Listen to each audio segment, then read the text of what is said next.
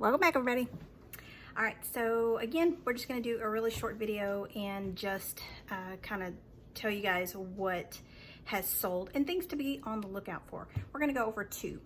I sell a lot of games, all right? So I'm going to tell you to do the same thing. Now, if you don't have patience for going through the games, then this you may want to skip ahead. But games can be really profitable if you have the patience to deal with them.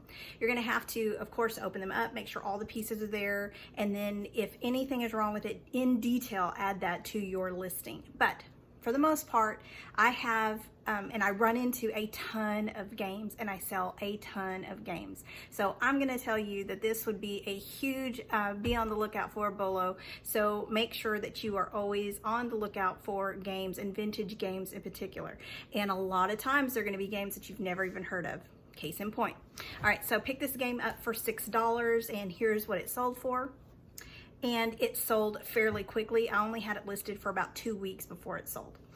Now, here's something that is interesting. I will say that these particular games sell internationally. Every time that I've picked up one of these games, it has sold internationally. So I'm gonna tell you to be patient and make sure that you have global shipping turned on.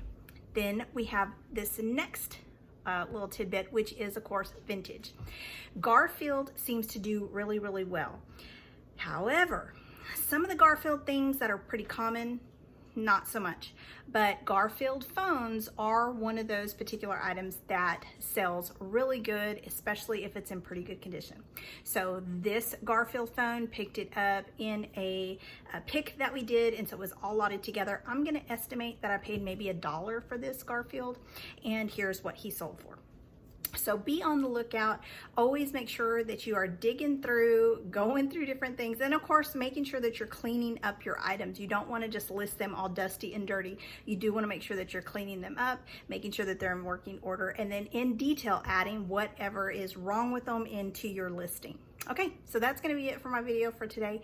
And as always, guys, subscribe, and I hope that you are all doing really, really well and will join me for my next video.